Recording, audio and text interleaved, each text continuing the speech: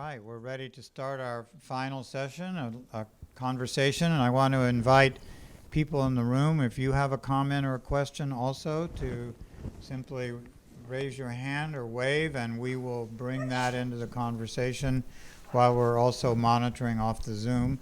I want to thank all of you for your patience as we've worked through our first ever hybrid event, and I really appreciate our team. We're hybrid. We're all hybrids now. So thank you. All right. So what we want to do in this final session is just develop some comparative themes and also respond to any questions that you may have about the different perspectives we brought to the conversation. And I'm going to begin with a very big humanities-centered question and ask each of us, and I'm including myself, the question of what do you think that the work you have done on the ideas about time, the perspective on time, the framework of time, the meaning of time, what does that tell us about what it is to be a human being in this cosmos? What does the meaning of time say to you about how people understand themselves as human beings? So, Brandon, would you be willing to start with that question? Sure, and eat a softball. Right, I was thinking about this during Adrian's presentation. Seems like in different ways, the things that we're talking about struggle to talk about continuity and change, right? And ways in which we perceive continuity and change. And I think, can you not hear me? Okay. So just to repeat what I was saying, I think that we all are looking at situations in which we're explaining continuities and change and maybe perceived continuities and change based on positionality. And just thinking about one of the final questions that was asked or you posed, Lloyd, during Adrian's presentation about what, does a religious perspective look for a beginning? And I was thinking, well, some religious perspectives do, right? And that gives them comfort to think that there is a beginning and there is an end, right? And to be able to explain where we came from and where we're going is comforting. But I think others, and I think maybe some of the people that resisted Big Bang theory, I wouldn't necessarily think that they might not be religious. They might have been theistic, something like a watchmaker idea or a deist eternity, or even Aquinas, the idea that there are natural laws baked into the universe that are unchanging can be comforting to others, right? That things aren't going to change and that you don't have to worry about discontinuity. And just thinking then about the pandemic in our own moment, we see how that operated on us, right? The way the disruption, the discontinuity caused a lot of anxiety and stress, but also it relieved a lot of people of some of the continuities of their everyday life that in perspective now they look back and say, wow, that daily grind, that 9 to 5 punching the clock was getting old and I need to find something else. So that's what I'm taking away. Okay. Adrian, when you study this vast cosmos, does that affect the way you understand what it means to be a human being, your own life? I would say that it definitely conveys an idea of insignificance. We are one star out of, billions of stars in our own galaxy, which is one of billions of galaxies in the universe. As I tried to show at the very end, we have, as humans, have only arrived on this scene just a blip ago in the cosmic timeline. And our entire future of our star and our planet, whatever it may be, is also probably just a blip. And there are other blips. And some people might find this disturbing. I've always taken great comfort into it. I mean, it's kind of like, yeah, okay, so no matter how much we mess up, on a cosmic scale, it really doesn't matter. We're really just not that important. So I think that kind of, appreciation that the universe is going to tick along just fine with or without us. And so it's kind of up to us what we want to do with our little blip in our little corner of our insignificant star and our insignificant planet around our insignificant star and our insignificant galaxy. I mean, nobody else is going to care about it but us. So, what we do is up to us. The universe is going to keep on going whether we manage to be good stewards or not.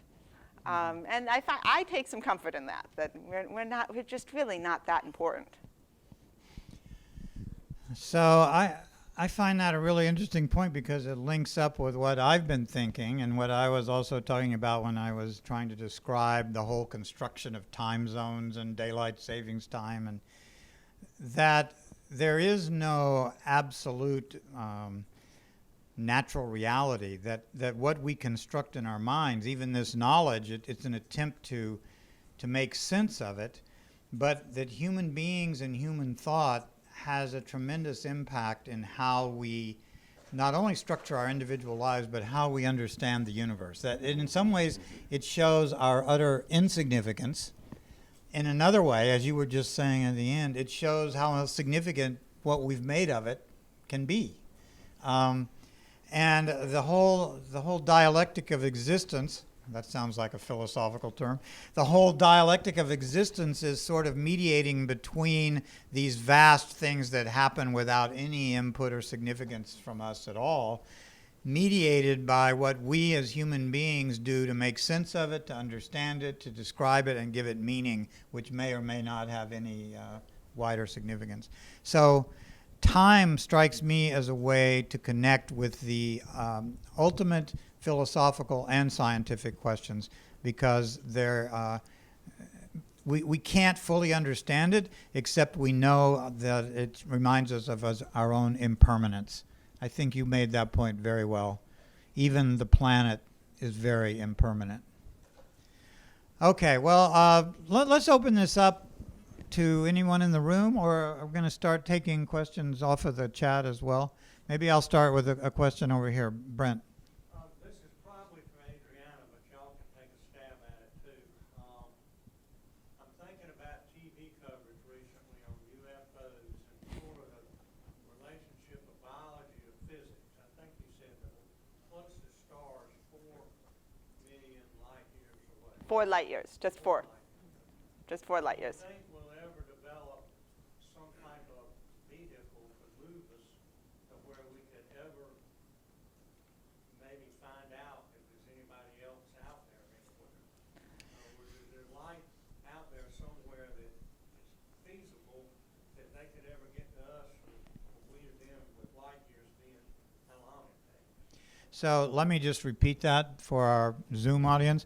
The question was, with all of the recent discussion about UFOs, I guess this is a question for Adrian, is there any idea that we may be able to connect with other other entities, conscious entities? And if so, if the closest star that we can see is 4 light years away, how feasible is it to think we could do that?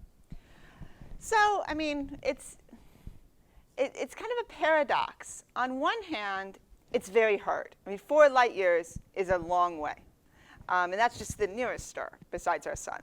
So, first of all, we don't have any craft that can go anywhere near the speed of light. And even if you did have something going near the speed of light, it would take 4 years from the perspective of Earth, less from the person on the spaceship.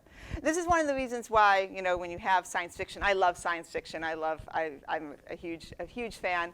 No matter what your favorite science fiction is, they always have a question. They always generally have some way of getting around the speed of light. It's a warp drive, or it's a hyperdrive, or it's a wormhole.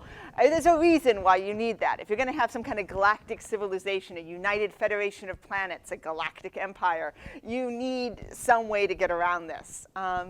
And so, is it possible that there is a way to get around this? I got into this game because as a kid, I wanted to invent the warp drive. That was my ambition. I was going to invent a warp drive. The warp drive is aptly named. If you were going to do this, you would do it by warping space-time. There are some theoretical constructs that say this might be possible. We don't know how to do it yet, but it's not.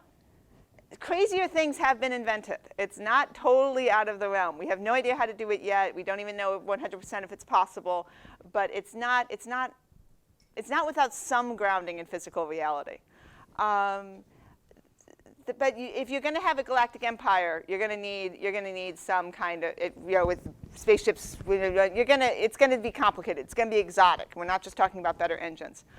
On the converse, so if you instead had, say, probes, if you had a civilization that sent out probes, and then those probes would find planets, make new probes, and send out more probes, you could cover the galaxy in only, say, 100 million years, which is not that long. Well, And, well, I mean, compared to the age of the sun. So this leads to, Fermi put this as a paradox. Where is everybody? yeah. I mean, are we, you're kind of forced to accept, are we really, for some reason, one of the earliest civilizations to show up on the scene? Because if there were civilizations around for millions of years before us, they should be here by now. So where is everybody? And this is that there are books written on this. Google the Fermi paradox. Where is everybody? And it is a little bit uncomfortable. Like, okay, there's three possibilities. Either we are one of the first, and we are one of the first intelligent lives in our galaxy. Okay, there's no real reason we think we would be, but okay, maybe we are. Or maybe they're here and we don't know it yet. Or they chose not to come for some reason. And that's also like, okay, well, why not? So yes, I think that part's obvious. well, maybe they've come and decided they don't want us to know that they're here. But yes, I mean, in terms of a dynamical civilization, yes, it's very difficult to overcome the distances. But in terms of generation ships or robotic probes, it's not that hard to do if you put your mind to it. It's kind of strange nobody's done it yet. That movie Alien, was that the one a few years ago where they do encounter something coming to Earth? Oh, there are so many. Yeah, but you would think that maybe these other entities in the universe would be looking for us. Although maybe we're self-referential, we think we're so interesting. Surely they'd want to find us. I'm not sure they'd want to contact us. But it seems strange that they haven't, showed up to check us out. Yeah. Kind of going with that theory, have you ever heard of the dark forest theory about alien civilization? The dark forest theory. So it's this idea that you wouldn't want to reveal yourself to someone else out of fear of being destroyed, being perceived as a threat. So the idea is that our civilizations are all kind of in this dark forest, and the whole idea is if you reveal yourself, you'll get immediately perceived as a threat and destroyed. So the term is dark force. Maybe it's like dark energy or dark matter. That it could be here, but that it doesn't want to be revealed. So the two most unrealistic things about something like Star Trek is, and they're kind of related, is one would be the idea that aliens look so much like us. They most likely do not. But the other kind of paradox is that you'd have so many civilizations so close to each other in technology. Time scales are long. You think about the dinosaurs. The dinosaurs ruled the Earth for literally hundreds of millions of years. Why did they never build cities? Why did they never go to space? Why were they the dominant species on this planet for hundreds of millions of years, and yet, as far as we can tell, didn't do much? We show up, and within a few 100,000 years, we're building all these things and doing all this stuff. So what's up with that? And then a different planet with a slightly different evolutionary trajectory, they could have easily, if their equivalent of dinosaurs had gotten smart, they'd be literally hundreds of millions of years ahead of us. So why would they be scared of us? They should be hundreds of millions ahead of us. In terms of any sort of evolutionary clock of when life should have become technological, there's easily a span of give or take 1 billion years in any direction of even how it could have happened on Earth, much less happen around a different star. Different civilizations should be literally millions of years ahead or behind of each other. And so the idea that you'd have even two civilizations that would be a threat to each other, I think, is a little far-fetched. So thank you. Let me go to Joanna and see if you've got some questions coming in on the Zoom line or chat or anything else. Well, we don't have any Zoom questions at this moment, but I would love to raise a question that came up for me in listening to all of your lectures. So I'm struck that what you talked about today introduced us not just to a set of different narratives about time, but to a set of different narratives about how we learn what time is, how we teach what time is, how sometimes we enforce certain ideas about time. So I would love to give each of you an opportunity just to expand on that theme and to tell us about what your lecture shows us about how these different narratives of time take hold. So Brandon, I don't want to put you on the spot again as the first one here on the left. Well, so it kind of goes back to what we just talked about and where Adrienne left her conversation about the implications of this for religious communities. And it's interesting to think about the sorts of things I was talking about in terms of premillennialism and dispensationalism grew up alongside a real resistance to Darwinian evolution, as well as different notions about the age of the earth, right? And sort of the insistence in the late 19th, early 20th century amongst fundamentalists that the earth was only 6, 7, 8,000, whatever Bishop Ussher said at one point, based on genealogies, going to another concept of time. He went through Methuselah and counted up all the lives mentioned in the Bible and sort of came out at 6,000, 7,000 years. And so I think that rose up as a definition of time and the age of the earth. But what's interesting, in response to so-called modernism, right, and these scientific discoveries and what those groups understood as scientific theories, and in its own way, fundamentalism was just as modernist, right, because it grew up all sorts of apologetics groups, creation science groups, the Noah's Ark adventure in Kentucky that are meant to sort of replicate their own version of scientific evidence to prove short Earth or to prove the Bible's historicity, right? And that the Bible's accounting of time, the 7-day creation, and then eventually, sort of some kind of culminating return of Christ, that can all fit in relationship to the discoveries that were happening in the 19th century, not just with geology and biology and astronomy, but also in response to textual criticism, new historicism. So I guess what I would want to say to that is that itself what has its own history and its own sort of moment and is not eternal. And I think what maybe religious people struggle with some of the implications maybe of what Adrienne's talking about is they have their own notion of what has been inherited, right, from the tradition. And often that thing that's been inherited from the tradition actually is what was concocted in response in the 1920s to the implications, right? And so the communities that I'm looking at, I think sometimes what they're forced to do, and we see this with our students, we see this in religious studies when someone takes a New Testament class with Bart Ehrman, they're forced to then kind of go back sometimes and rethink and reimagine how it is they're reading this book, what they've inherited from their education or from their family or from their churches.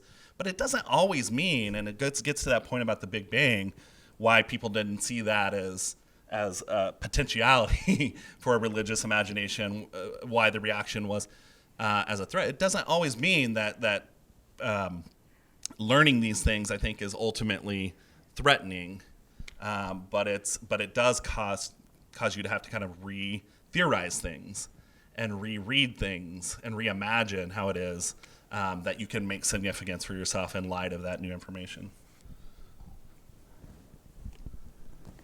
I mean, I think it was always a little surprising to me how quickly special relativity took off. Because special relativity is saying that time is relative and that time, clocks tick at different rates for different observers, and there's no specific ordering events. These were huge breakthroughs in physics. I mean, this was completely different than all physical understanding and intuition for hundreds of years before that.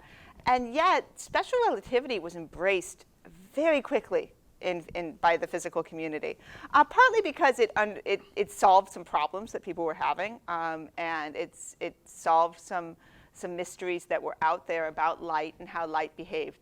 But I'm looking back very impressed by first Einstein for coming up with the idea, but also some of his early champions, Henry Lorentz in England in particular, who embraced this idea and were willing to surrender their notion of absolute time. That said, there were holdouts. There were, including Michelson and Morley, the two experimentalists whose experiment first demonstrated the constancy of the speed of light. Michelson, at least, never accepted it. Always thought that somehow the experiment had gone wrong. He kind of blamed himself for physics going astray, that because of his experiment, physics had embraced this relativity of time, and that this was not right, and that this was horrible. And so there was some resistance to that new thinking about that time is not absolute. But now, 100 years later, it seems so. We just like it now. It's just fun. So, Joanna, thank you for this question. I think this panel has kind of demonstrated, for me, 3 different conceptions of knowledge, in a way, that operate not only in the university but in society as a whole, because Brandon explored the way in which human beings have tried to understand their relationship to some metaphysical or transcendent presence, or the meaning of God that gives meaning to their lives. And so religious studies tries to understand how human beings understand their relationships with something beyond the human, in whatever form that might be. And it can take many different directions. And then Adrian gave us such a good description of the kind of knowledge that focuses on the material world, tries to set aside any speculation about that transcendent realm, tries to make sense of it on its own material foundations and what we can observe or theorize about it. And my own approach to knowledge is very historical. In fact, I was thinking everything you all said, of course, has a history. So you told us the history of ideas about the universe, you told us the history of ideas about the meaning of God or the millennium or whatever. But historians, a third kind of knowledge, are mostly concerned with how human beings have made sense of the world, have organized power in the world, have created social institutions to sustain collective life. So my approach to time looked at the structural and institutional and human processes by which people constructed the meaning of time. But each of these forms of knowledge are fundamental to human experience and go back, I should say, to antiquity. So as contemporary as we are, we also embody 3 of the great traditions for human thought and human knowledge. I would call it the religious, the metaphysical, the scientific, and the historical. And each has an essential role to play in building knowledge, and also, I should say, in a university education. I'm just giving a little shout out here for the liberal arts, of course. But yes, thank you for your question. Do you all agree that we're like 3 pillars of? I mean, I might push back a bit on equating religion with metaphysical. I mean, I know that's the tradition of it, but certainly, the turn in the last 30, 40 years for us has been very much on religion as practice, religion as ritual, religion as embodiment. And there's been sort of a religion as habit.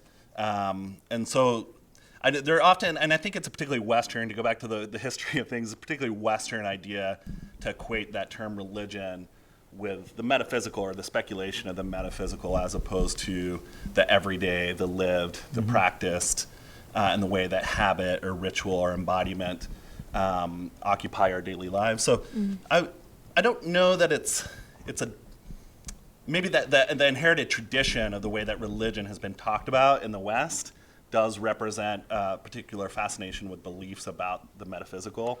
But I would unpack that a little bit, challenge it a So, little in bit. fact, you would come much closer to the historical. Well, and I'm a anthropological. historian too, so yeah, maybe that's Okay, so also- let's say there are two traditions represented here, and different poles of those traditions. But theologian were here, they might rip it well, towards the theologians metaphysical. are not at the table at the moment. So. Well, Are we you actually. saying I'm not a historian. Oh no, you are. You gave us fantastic history.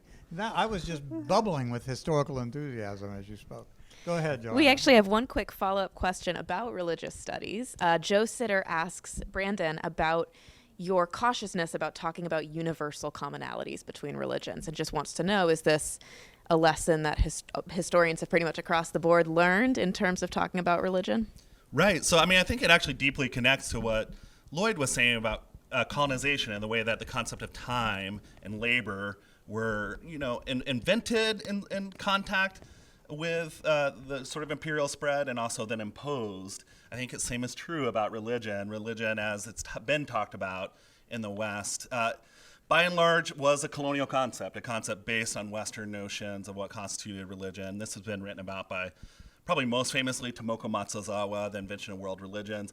And so certain Western ideas about what constituted true religion, and that equating with sort of also ideas about civilization, right? Anthropological ideas about sort of the hierarchy of civilizations, then got wielded to classify world religions and to say that some, particularly indigenous Americans, indigenous Australian or Pacific practices were not religious, were fundamentally superstitious, that they didn't have the elements of what constituted true religion or were lacking in different aspects. And so that's part of the hesitancy, is that the idea that religion was universal and that what constituted religion was composed of certain universal things like belief, like creed, right, or like congregation or church or society, like a mythology in search for origins. There's been just so much unpacking of that idea over the last several decades that my hesitancy to want to say anything about religion as a universal practice is partly in reflection of the same reason we wouldn't say anything universal about time, as outside of knowing that colonial history. Yes, Anne, and then we'll come over here as well. Go ahead.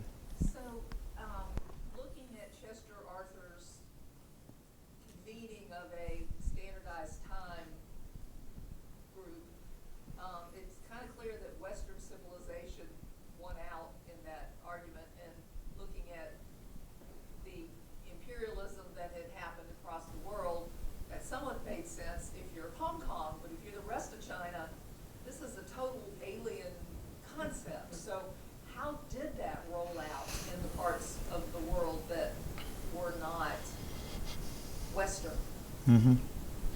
So the question is, we brought up the immortal Chester Arthur again, who's often underrepresented in these discussions. So how did the ideas get from the International Meridian Conference, not only to Greenwich, England, and Hong Kong, but into China and other places? I think that it was a very long process, and one of the original ideas was, these people came up with this, and then it spread very quickly, and it was embraced, but now there's much more attention to the back and forth, the halfway adoption.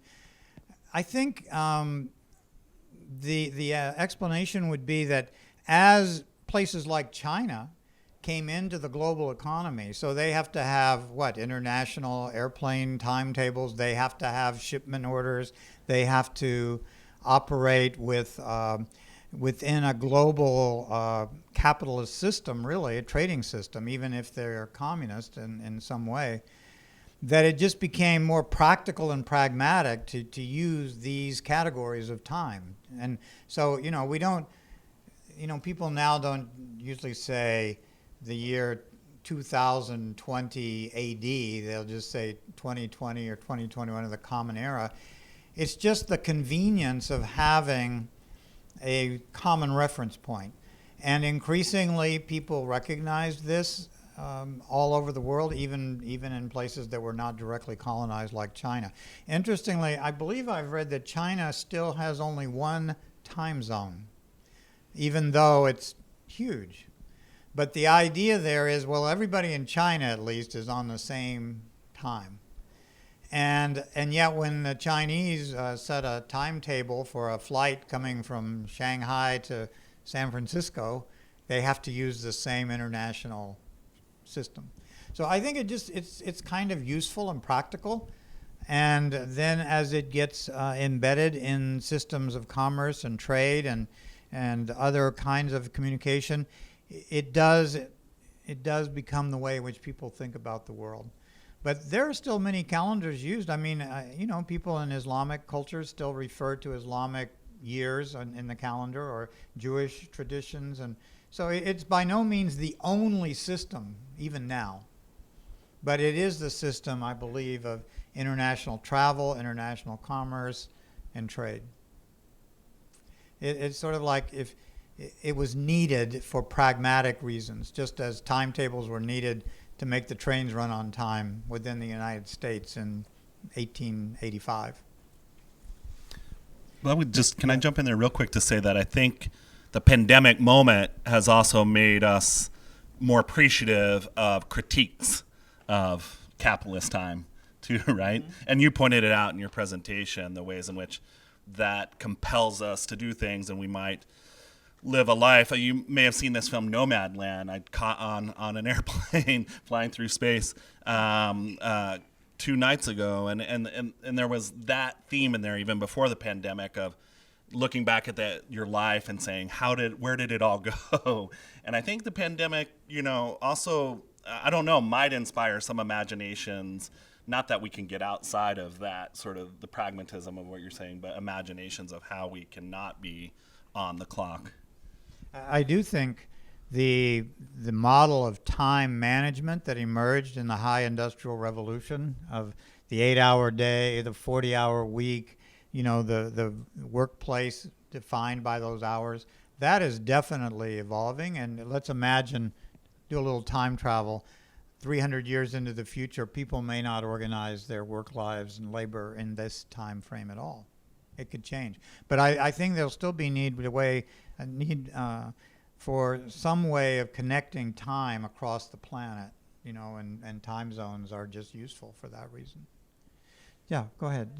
Actually, just a quick response to that notion of the defined labor. It seems to me that with technology and communication around the world, that there is no defined time for the work day anymore. One can almost look back and wish you worked from 8 till 5, which all the people who are working on computers even more during COVID, there is no defined work time. Yeah, so the comment was that not only has the pandemic changed our sense of time, but since we're now kind of tied into a global work frame, the 8 to 5 means something different all over the planet. So, for example, someone working in investments, let's just imagine that, in New York at 2 p.m.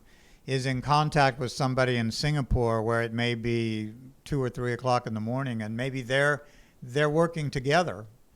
So the 8-hour day doesn't mean anything. Even the time zones don't mean the same thing, because computers they don't respect time zones at all. They'll just keep going no matter what. So that's how far we are from sundial time. We are now in computer time. And there is no clear delineation of the 8-hour day in that respect. Yeah, did you want to follow up on that? It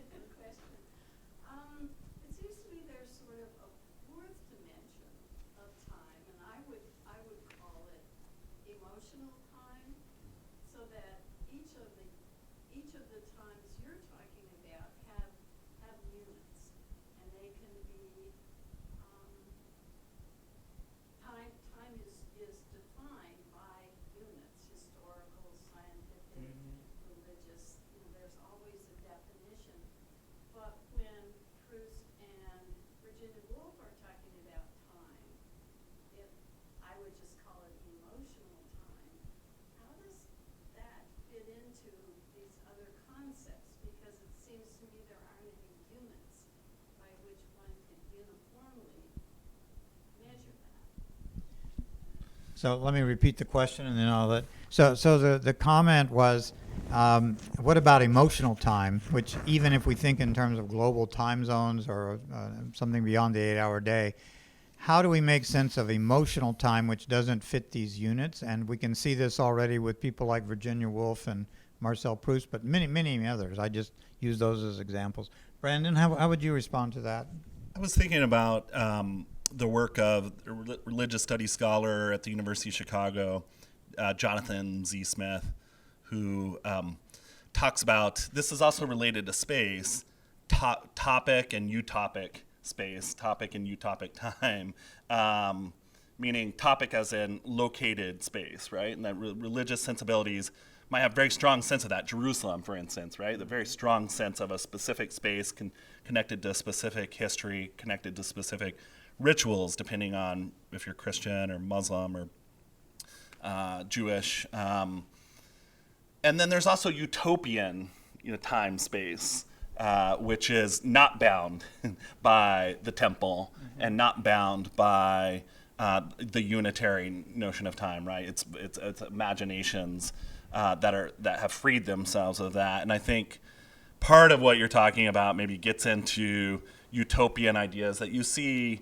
bubble up in religious experience, right? And we could look at numerous indigenous cultures that privilege that. You think of something like the sun dance in the Northern Plains, which is meant to be a series of rituals that place people into an experience of time and an experience of the world, matter, and space that's not bound, right? And it's not topic, not bound to the everyday and to the unitary nature, but that frees itself to travel the universe and to communicate beyond limitation to nature and to animals and to hear from spirits or ghosts that might inform, that aren't bound by time themselves, right? They've gone before.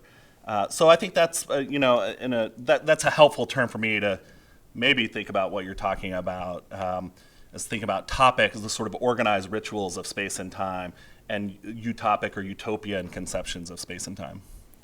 One thing I would add to that is I think there's a difference between time and our perception of time.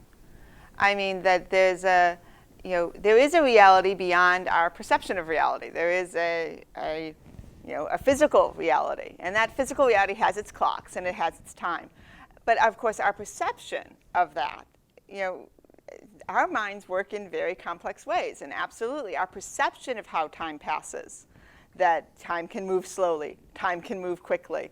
There is no universality to our perception of time. That doesn't mean that time doesn't, keep going in its own way, regardless of what we're thinking about it. So there is a reality of time moving, but I like the notion of emotional time, because I think that's what we as human beings experience most memorably, right? That what we remember are emotional times of some kind. And they can be very short. Sometimes it may only be a couple of minutes, but it will loom large in your mind for forever, takes on huge significance. So do we have any questions or comments coming on the Zoom? Yeah, so I'd love to turn to a comment from Jeff Lang. And Jeff Lang writes, I submit that time is now most important because as a species, we are in a position to destroy life within a single human lifetime. That may not be significant in cosmic terms, but it does mean that we're accelerating the cosmic process from the perspective of the human scale of time. And Jeff, please correct me if I'm misinterpreting this, but reading between the lines here, it sounds like you're referring to things like nuclear power and climate change and just our immense technological capacity to, whether intentionally or unintentionally, alter not just human timelines, but the timeline of the planet itself. And so the question that I would draw from this is just has this technological capacity to tweak timelines outstripped our human ability to understand the long-term implications of those actions? So I'll tie this question to a question we had before about the UFOs. This is one of the more disturbing resolutions to the Fermi paradox, is that maybe it's unavoidable that once you have a technological civilization, it inevitably destroys itself before it can colonize the galaxy. And maybe that's why nobody's here, is that technological civilizations are by definition doomed. So there's a good thought for you. I think humans are particularly bad at conceiving slow change and the lack of urgency. That this is in our perception of what needs to be done right now. And I do think climate change hits us in like the absolute worst possible blind spot of our psychology. Of no, it's not something that's going to hurt you next year. And it's not even going to maybe hurt you 5 years from now. But 50, 100 years from now, there's going to be pain. And a few hundred years from now, it might be extreme pain. And I think we are, as a society and as a culture, particularly bad at working on those timescales. So that is alarming to me. I think the other Big Bang Theory, certainly I know when we were all growing up, and still to some extent now, the idea that a nuclear war would be the way. This will come back to the question, we develop a technology which ultimately we use to destroy ourselves. It's almost easier to conceive of that threat as a manageable threat, which might be manipulated by a few major decisions, than this daily experience of climate change, which is extremely hard for us to conceptualize our vulnerability to it. You know, even when we see things like wildfires and hurricanes and I don't know, whatever we're seeing all the time, water shortages, it's just as it's extremely hard for us to imagine our non-existence, you know, our own death, for example. It's extremely difficult for us to imagine the planet's demise, you know. It's just beyond our ability to conceptualize. Thank you for helping us think in terms of a billion. When I saw your numbers up there, I saw that we've got maybe 1 billion years left on the Earth. So that's a wake-up call. But you're saying it could be 100 or 200. This time frame here is being radically altered. And yeah, I guess I would add to this, again, I think a lesson learned by the pandemic, it's one thing to understand things scientifically, then it's another thing to understand what people do with that evidence. Do they obey it or not, right? We see this with the masking, with social distancing, with vaccines. You can have all the science, you can have the vaccines, or you can show how COVID spreads and the best way to remediate that. But then how do you convince people about changing their habits, changing their practice, and also causality, right? That this is real and that it's a source of authority that you should believe in. So thinking about this, I mean, from a religious studies perspective, part of the problem too with climate change and nuclear power is partially causality, because you have people like Pat Robertson when Hurricane Florence comes saying that's God, you know, sending a judgment upon us for any number of social ills that he might deem, or Haiti has an earthquake because he says that they made a pact with the devil. There's a sort of like causality, and we might say, well, that's clearly, you know, not based in material reality, but it has a social power, right? And so, you know, some of the groups I'm looking at here, I think part of the difficulty is that they're expecting the imminent end of the earth. They're hopeful for it. That would be a fulfillment to them of biblical prophecy. And some of these signs are what they would call signs of the times, right? That they are what the Bible predicted: increasing earthquakes, increasing war, increasing famine and poverty. And the response to that is something like a Billy Graham, make a decision for Christ, or Moody, get in the lifeboat, and rather than trying to make the changes to extend the time. That's an interesting idea, that you're actually welcoming the end times and say, well, good. The more this is happening, the better it is, because we're getting closer to the millennium. Yeah.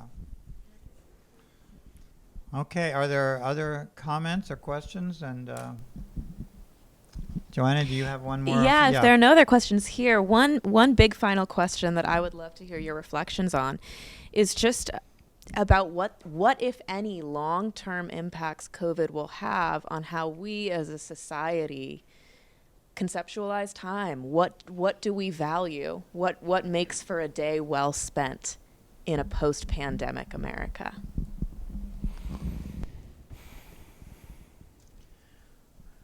Well, I'll start, not because I have the final comment, just because. I do think it's almost become a cliche in some sense to say, well, you know, this encounter with the fragility of our lives and our culture has made us more aware of how precious time is and how we need to be more fully engaged. But my guess would be that the psychological phenomenon that Adrian also just mentioned, there's also a sense of invulnerability that we can't fully imagine radical change. We just can't. We can't even imagine slow change very well. And I think the thing that even those of us who are still here, we're survivors, right? So like everything else, well, it was a terrible thing, but we got through it, you know? And while there's a feeling of crisis now, I'm not sure what the long-term impact will be. To me, it was a lot like what I've read about the way people experienced occupation by the Nazis during World War II. At the time, it seemed like, how will we ever get out of this? But then in the long run, it didn't always alter people's, once it ended, it didn't totally alter people's behavior. And I kind of feel that COVID will not totally alter the way we understand time or our behavior. Yeah, I don't know that I could add much to that other than point back to my first comment here that, you know, a lot of human work is about explaining continuity and change.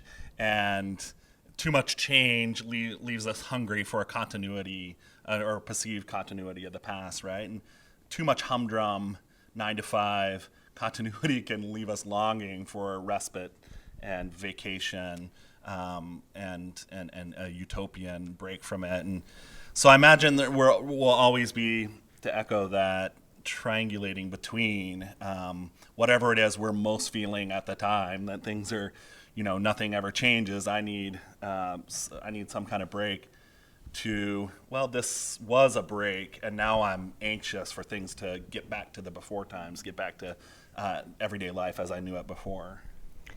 I think from a very practical, I think long-term, big picture, I kind of agree. I don't think this is going to have huge lasting effects. Previous pandemics didn't seem to. In terms of more immediate, I think one big question that I just see coming in my communities is how to evaluate the time cost of personal interaction. And that, I think, might change. Somebody mentioned, you know, it's a little difficult to actually get in your car and come here, but it's worth it. Where do you draw that line now that we've proven that we can have virtual seminars, virtual conferences, virtual classrooms?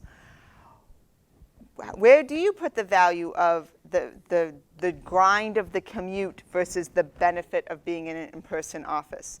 The annoyance of actually having to get on a plane and travel to that conference as opposed to the benefit of being there in person. I do think that might linger, those kind of calculus of, is this really worth the travel time when I can do it remotely? Now that we're in a bit of a habit of remote, I do wonder how long that's going to take to dissipate. I wonder how many virtual conferences I will be going to in the future. This has, of course, great implications for Carolina Public Humanities, because just 2 years ago, this whole event would have taken place in a large room with everyone in the same space. Will people want to come back to this?